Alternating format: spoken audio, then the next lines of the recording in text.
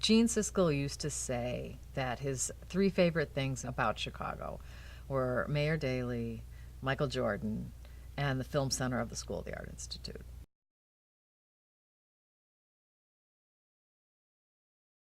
Our mission is basically to show the best in the cinematic arts. So we show everything from retrospectives to classics, old silent films to films from new, young, emerging directors from all over the world. Our goal as a cultural organization is to present as wide a program of international cinema as we possibly can. A lot of people compare our sort of presentation and programming standards to Gene's high standards. He was very particular about things, and he's very, obviously, as we all know, opinionated. That's why he was a good critic. So there's comparisons between him and his high standards and us. You know, we are in a legendary location here. This building used to house the State and Lake Theater many years ago. In fact, this whole few blocks here was many more movie theaters than there are now. But kind of heyday in the 60s and 70s where there was maybe 15 or 20 theaters within a couple block radius. And it started at 10 in the morning, and you still have midnight shows. And some of them were 24 hours. What we like to try to do is we like to show a film in the format that it was produced. So if it was shot on 35 millimeter, we want to show it on 35 millimeter. If it was shot on, Digibeta or one of the new digital formats, that's how we want to project it. Filmmakers know you want your work shown the correct way, the way you envisioned it, and that's what we're trying to facilitate. I mean, the problem is when you go to like Best Buy and you see all these people watching like a film from the 30s in 16:9, that's wrong. That's not what the director intended. So we'll show things in the correct aspect ratios, from full frame silent all the way up to 2:3:5, what the director intended. Over here we've got what's called the grand staircase, and this was designed early on to sort of be dramatic coming off of State Street. We've also put in our what's called the donor wall, which has benefactors, sponsors, patrons, anybody involved in the Film Center, past, present, and potentially future.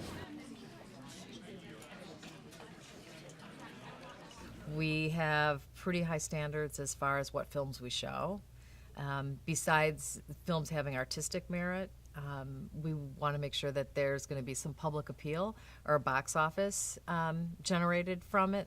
While artistic excellence is always, foremost as far as what we choose to show here, the goal is also to create a balance in terms of revenue, because we are required to be self-sustaining as a public program. And so that means that we really need to balance films that are going to make money with films that probably aren't going to make much money. And we acknowledge from the start that certain films are not going to draw big audiences.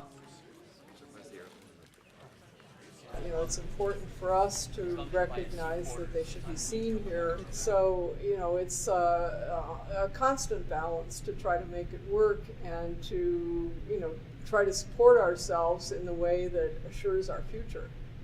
It looks like, there's no concern for money here. We're always looking for new ways to fund things and to keep things lean. It's the kind of place that needs a lot of people. We've got 2 full-time programmers, marketing person, a development person, executive director.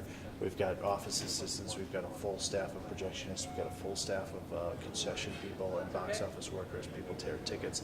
So really, when you look at the group of the body of people that it takes to run a place like this, it's pretty astounding.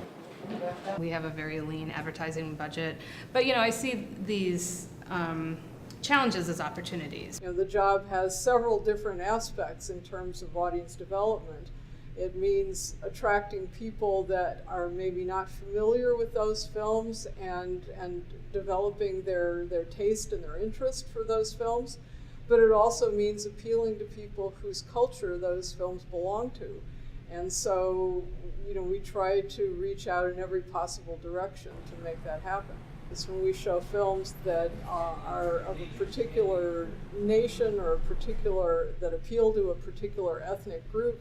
If at least some members of that ethnic group aren't here to see those films, we feel like we haven't done our job. Sometimes, I can promote a movie to death, and we don't get a lot of return. Other times, it's like do hardly anything, and people show up, maybe because there's already a buzz about the movie.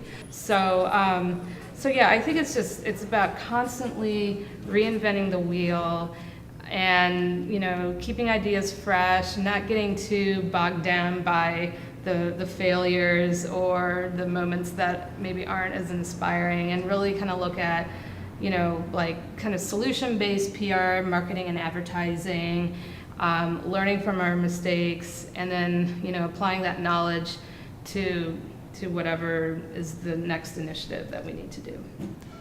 So many entertainment choices and so many ways to work your time. It's just a little more of a struggle to get folks into a movie theater anymore. I mean, in a way, our niche is a great thing. I think we're the only place in town that shows some of these films, sometimes in the country.